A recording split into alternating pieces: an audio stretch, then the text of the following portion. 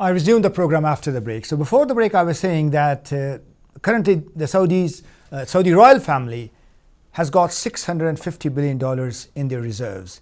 They intend to raise $200 billion in the next 3 to 5 years' time, and by privatizing and selling these 4 major areas, the 4 major state enterprises. And that will raise to $200 billion, so that would make like 650 to 200, 850. They sell off their $750 billion to $1 trillion worth of their assets in the United States in the next 3 to 5 years' time. So after 5 years' time, they think that $2 trillion they have in their coffers, and that would be money available to Prince Mohammed bin Salman, Chancellor of the Exchequer, the finance minister in Saudi Arabia, and also the defense minister in Saudi Arabia. So that will make him rich. Now, but on the downside, I was really perturbed to learn yesterday when the Saudis got $10 billion of external loan provided by external creditors. And they gave Saudi Arabia $10 billion. But the strange situation, which is really very, very interesting piece of research, is that the 3 external creditors that granted Saudi Arabia $10 billion of loan yesterday, they demanded the surety. So the process started a year ago. It was matured maybe last month. And before this, they signed off, write a check to Saudi Arabia. They put the conditions that Saudi Arabia will have to provide sureties or guarantees towards repayment of this loan, not only the petrodollars, not only the crude oil reserves, but also by non-oil assets. So this is very interesting, non-oil assets. So Saudi Arabia has to strengthen, if at all they have. We have to see the non-oil assets are only mostly in the United States and in the Western Union. So they will have to provide guarantee of that. So the money they've got, so $10 billion. Look at a country that is ready to invest $20 billion in the newly revealed, newly launched military concept of 34 nation military alliance that was done somewhere in December, but about four months ago. So they were ready to invest $20 billion towards that. The total price tag to run this 34 nation military alliance was about $30 trillion. So the Saudis could manage to raise $20 billion, and they were expecting Qatar to contribute substantially towards that. But the Qataris said they would be able to contribute like $1 billion to $2 billion. The Oman Sultan Qaboos said his own economy is really in transition, so he would be able to contribute like say $200 million, maybe $250 million at the most. And UAE is again mired by its own economic crises, and Kuwait again would be happy to contribute like another $1 billion. So with that, you cannot fund a 34 nation massive, highly ambitious military alliance to raise the army of 250,000 people, feed them, clad them, and provide them arms, equipment, and all these things, logistics for 3 years. You need to raise funds. And we have seen these $10 billion which Saudi Arabia has got, the loan from external resources, it's a sovereign debt in Saudi Arabia. It has been done after 25 years. So that gives me another interesting retrospective clue that last time Saudi Arabia borrowed externally was in 1991, then when they were waging war against Saddam Hussein, and they required to raise the troops, buy more weapons, combat aircraft, bomber aircraft, fighter planes, main battle tanks, because that was predominantly a tank battle that they fought against Saddam Hussein.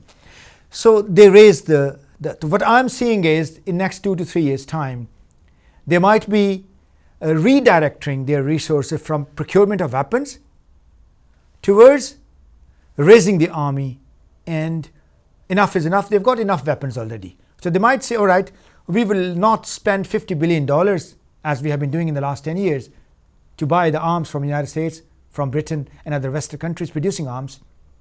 So what we will do is we will be content with whatever we have. The more funds we would be directing towards raising the armies, their training and rewriting the military doctrine and being self-sufficient in arms and weapons and armed forces. So that might be on their mind. They would be thinking, they think themselves. But in the meantime, I would like to say this guy, this gentleman who is the defense minister and also the finance minister in Saudi Arabia, the son of the king, Mohammed bin Salman, this man is not liked by the saner elements within the upper tier of the Saudi ruling hierarchy. People are, very recently, a few months ago, the previous crown prince who was removed last year, Prince Makran, who was very, very important, and he was removed without any reason. The reason was there, but it did not, it wasn't revealed to the people in the external world. So he was removed, and in his place, King Salman appointed his nephew, the son of his half-brother, Naif. So he appointed him as crown prince. But he's only an interior minister. He does not wield a massive power as king's own son does. So Prince Makran shared his resentment. He shared his grievances with some of the most important people in the Saudi ruling elites. So he shared that, but the people said, keep your mouth shut, because in Saudi Arabia we don't have any traditions of complaining and grumbling against the monarch. So he is quiet. But the thing is, the crown prince Mohammed bin Naif does not have any son. So maybe King Salman and his core advisors, they thought that when Prince Mohammed bin Naif becomes the king, then obviously Mohammed bin Salman would become the most important person, the most powerful person, as the virtual ruler of the Kingdom of Saudi Arabia. So might be some training has already started that. With that, we have a caller online. Assalamu alaikum. Wa alaikum salam. Yes, yes. Would you name yourself, please? Mrs. Tahir from Bradford. Mrs. Tahir from Bradford. Yes, my sister. What you would like to say? I would like to say that we always shout that US and UK and their double standards and ruining us, and their policies, foreign policies, and their political agenda ruining Muslim world. But the biggest threat in Muslim world today is these rulers, because their double standards, like Saudi Arabia, Allah has granted them with more wealth than the whole world. But what they're doing, their power should be their... Hello? Yes, I'm listening to you. Carry on.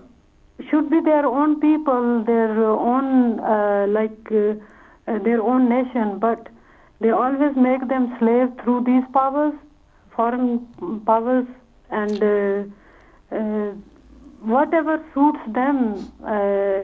When their reputation is at risk, when the whole world is pointing finger towards them that what they're doing, they will change their policies just to show. But unless you don't see, clear difference, you don't believe them, because they say that in English that bull horns are untouchable. So I don't know. Thank you very much for your comment. I've got your comment. Thanks for calling. I mean, she's absolutely right, Sister Mrs. Tahir. She's right that unless we see them, we can't believe them. That's a very wonderfully put, actually. Now, at the recent GCC summit, and combining that advice, the Saudi ruling elites they got from the United States and from the other 5 GCC partners. So that actually was revealed today when the Saudi king, he transpired his reform program. And under that, the 4 areas he touched upon, there are 10 smaller points. If we break down those 4 points, so larger areas, then we see that about 10 major sectors would be affected in Saudi Arabia in the next 3 to 5 years' time, and they will open up. First of all, I'll go through very quickly. The list is very long. Number 1, the retail sector. So again, retail sector, perhaps the US and UK retailers, the big supermarkets, they might have put that and convinced the Saudis that, all right, start investing into that. So that the British and the Americans, they grab a lot of retail business in the United States. So in Saudi Arabia. So previously they have been lambasted by many countries, many Western countries also, that why the Saudis are getting weapons, why the Daesh is getting weapons, who are providers of those weapons. So UK and United States. So there could be a slight paradigm shift in United States and UK also, that okay, let's do it now, as our own economies are struggling. So let's sell our products in Saudi Arabia. So open up Tesco, maybe Sainsbury, Asda, Walmart. So all these big stores would be there in Saudi Arabia in the next, say, 3 to 5 years' time. So retail sector would be the beneficiary of these economic reforms, and the virtual beneficiaries would be United States and UK, the biggest retailers in the world. The next area is a high-tech market. Now in this area, obviously China will come up, and China will definitely make a big mark. So that will definitely would be like a bull in the China shop of Saudi Arabia. So China would make an ingress into Saudi Arabia. That would be very, very interesting area. So next is the healthcare. Again, healthcare, the NHS is struggling here in the UK, and the healthcare sector is having very bad time in the United States for quite some time. So they might take their ideas and they introduce those ideas. So private healthcare, so many healthcare insurance companies, they go to Saudi Arabia and they take the remaining wealth from Saudi Arabia. So healthcare would be a big sector. So NHS might have good business from there as well. So next is tourism. Now tourism, when we say tourism, if the Saudis are opening up for tourism, will they include the Hajj into tourism? So the Hajj operation, the operators managing the Hajj in Saudi Arabia, would they open up? Would they share their business? Or will there some diversity come from other countries of the world? So that's a question mark. So tourism, when they say tourism, big question mark. Then is transport. Of course, Saudi Arabia is still about 15 to 20 years behind the modern states in terms of traffic management, transport and road management. So obviously that factor would be affected. That's a good thing. And but what we are seeing is that the way Prince Mohammed bin Salman is being criticized openly by national and international media houses, that he is building a colossal metro in Riyadh. That's disturbing so many roads and buildings, and the traffic queues are there all the time from morning till dusk. So the queues are building there. So perhaps Salman and the Pakistan's sharifs, the charlatan rulers of Pakistan, perhaps they are working on the metro. So a metro mania in Pakistan, a metro mania in Saudi Arabia. Again, so a likeness in ruling style in Saudi Arabia and in Pakistan. Obviously Saudis, they train the Sharif brothers, so they will have the metro. So metro mania is the future for Saudi Arabia also maybe. So next is the real estate development sector. They would definitely develop real estate. They would like to see hundreds of skyscrapers, and they might be beating the highest tower in the world and beating Dubai in that. So Burj Khalifa might be a talk of the past in 5 years' time, and the Saudis might build something more taller than Burj Khalifa. So the real estate development will get into the top gear. Next is the higher education and education sector. That is a sector which has been neglected. The Saudis are paying for the similar courses to the UK and US universities 3 times more money as the other students they are paying. So if there is a reform in Saudi education system, school system, or the higher education or further education, again this money will come to the parsimonious, the old-fashioned, obsolete higher education or education advisors in the UK and United States, so they will get substantial business from Saudi Arabia on that. Next sector is sports. Again, when there is sports, then nobody can play ice hockey in Saudi Arabia, obviously. So they will be playing football, they will be playing basketball, track events, or maybe if Pakistani Sharif brothers are able to raise some funds, they might ask PCB that, all right, you are not managing any cricket in Pakistan, let's go to Saudi Arabia, you might be successful there. So Pakistan might get some business in cricket from there, in hockey from there. So the next sector is the banking sector. Again, when they interface with international banking system, then for the last many years, the Swiss banks are working with the Saudi economy, and the British banks and the UK and the US banks, they are working. So China will come into now in big way. So that again would be interesting study when China comes into the financial sector of Saudi Arabia after these reforms. Next one is Dubai and Doha style of development. So obviously Dubai, Abu Dhabi and Qatar, they have invested in the last 10 years in their non-oil investment. They have invested billions, tens of billions of dollars into that. And now even if tomorrow their oil and gas reserves, they deplete considerably, or oil price, because the plummeting of oil prices, they have an effect on that hugely in the UAE economy or the gas prices to the Qatar economy. So because they diversified their investment to real estate, banking, services, hotel, transportation and other areas. So they are surviving. So Saudi Arabia might be replicating that real estate development model of UAE and Qatar at some point. So again, that would be pragmatic change. So it's welcome if when they open up, then there would be spillover of this economic reform, of these economic reforms. The spillover effect would that be on the political reforms and social reforms also. I'm quite optimistic. I criticize the bad things about Saudi Arabia. So if they really do this, then obviously the political and social sector would also benefit hugely from there. And maybe at some point they start behaving with the minorities also. So then another resentment, like I mentioned ago, that they need to invest in their local government to strengthen their municipal government so that the Saudi ruling elite, they share their power with their own people.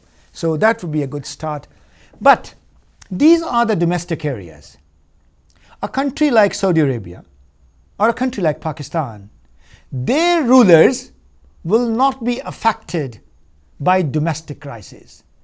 These Sharif brothers in Pakistan, they are managing almost every crisis that is occurring within the Pakistani territories. They are managing the things, and still they are taking tons of monies outside Pakistan. So the domestic issues, they do not affect the survival. They do not affect the outside life of these countries. So, but the real policy is shaped by external factors for Pakistan as well as for Saudi Arabia. So, because they don't open up in Saudi Arabia, the ruling hierarchy is acting like cocoons. They are in hermitage. They do not share the information. So they hush up the matters. They put all the things under the carpet. So if they persecute people in the southeast or east, a very little news that comes out from there. So they are managing it. But the survival of Saudi Arabia depends largely on the external factors. And there are 10 external factors. I would enumerate them very quickly. The first of all is how Saudi Arabia manages and maintains its relations with United States and other Western powers? That's a big question. The next is the relations within the GCC countries, the other 5 partners. So what sort of relations? Will they redefine those relations? Will they share their assets? Will they share their political assets, their economic assets with the other? And when it comes to leading or commanding the 34 nation alliance, would they share the military power with Qatar, with UAE, with Oman, with Kuwait? What I'm getting signals from Saudi Arabia is that Oman would be the least beneficiary of this military alliance leadership, if at all there is given. And Qataris are not 100% happy as well. So the next is the role of Iran, how they are able to behave in the region and how they react to Iran as emerging as a powerful nation of 80 million people with strong navy, with strong missile force, strong army, strong oil reserves, strong gas reserves, and a responsible democratic state that is really affecting the Saudi people, the masses in Saudi Arabia. That why can't Saudi Arabia introduce some political reforms as Iran has done that? So another is that how the Saudis, they interact with the 22-member Arab League. So they are building a bridge across the Red Sea that will connect Egypt with Saudi Arabia, because now Saudis are they are suspicious about the loyalty which Turkey has shown them in the last 20-30 years. So now they are skeptical about Tayyip Erdogan and the Saudi ruling party in Ankara. So they are definitely strengthening their relations westward with Egypt, a country with very strong military force.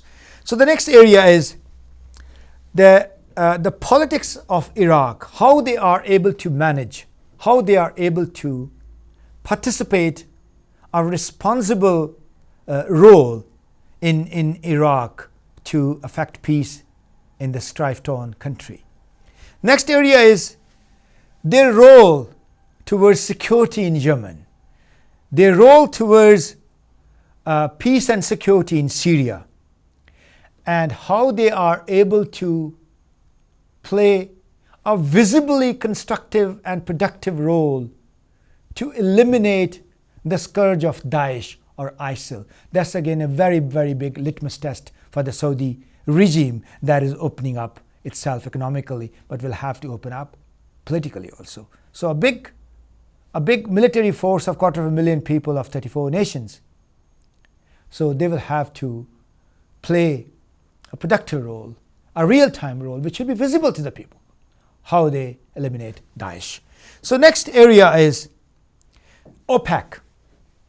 Their relations with OPEC, the oil-producing countries, and the people, the countries dealing with the price parities in the world on oil. So how they interact with them, that's another area of their competence which will be tested soon. And then our relations with the Muslim world.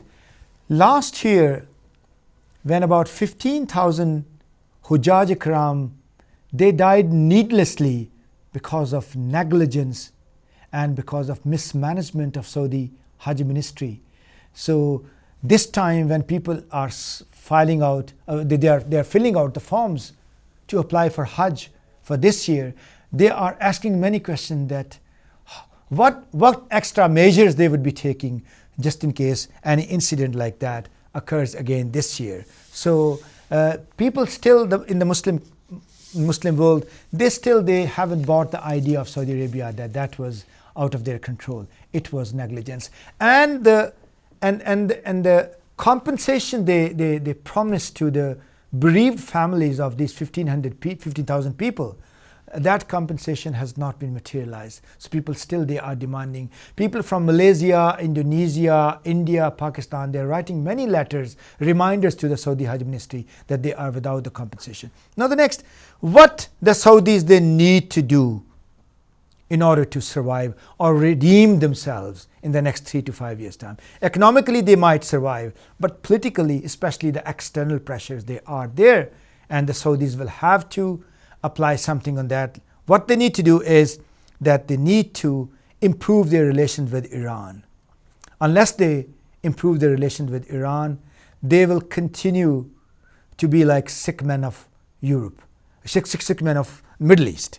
Not Europe, that was Turkey in the 19th century. So they will have to redefine their relations with Iran, and again, they will have to go for reconciliation with Iran. Next is, they will have to withdraw funding from the thousands of religious seminaries in India, Pakistan, and elsewhere. There they are radicalizing people. They will have to withdraw that funding and put that into the social sector, domestic sector. Then they will have to reduce considerably the defense spending, which they might be compelled by the circumstances to do that. Then they will have to diversify their economy towards non-oil economy. They are planning to do that. Then they will have to do something substantially for Palestinians, the Mustazafin. If they are able to, because Benjamin Netanyahu listens to King Salman. The Israelis, they listen to the Saudis. So if they play a role and they are able to do in 2 to 3 years' time, they're able to get the Palestinians an independent country, then obviously that would be a good help. And another box would be ticked that Saudis are really improving. They are really serving the Muslim world. Towards ending up, we will have to see that there are 14 million refugees. There are about 5 million refugees in and around Saudi Arabia. If the Saudi Arabian regime that takes in about 5 million refugees, a huge landmass would be inhabited. So you can really do a lot of progress in real estate development in Saudi Arabia. And Saudi population would be like 35 million. So we want Saudi Arabia to be strong, have more people in order to recruit more people for defense forces. And then again, playing a visibly positive role to resolve the issues in the surrounding countries like Yemen and Iraq and Syria, and visible role towards fighting Daesh. And the last, that the rights of minorities. That's a very, very important thing. If they give minorities their rights, social rights, political rights, economic rights, Saudi Arabia would be considered as a responsible. And the last point is, the Saudis, they need to bring sweeping reforms to their judicial system. If there is no adl, if there is no justice, no country can survive. Maula Kainat, Ali ibn Abi Talib, alayhi salam, said it, and that is an eternal advice for all the Muslim countries. Al-mulku yabka ma'al kufr, wala yabka ma'al zulm. If the Saudis, they start providing justice and fair play, social justice, economic justice to their own people, then Saudis will definitely survive. Otherwise, there's a big question mark. With that, I conclude my program. Next Monday, see you with another title, another topic. Till then, Khuda Hafiz.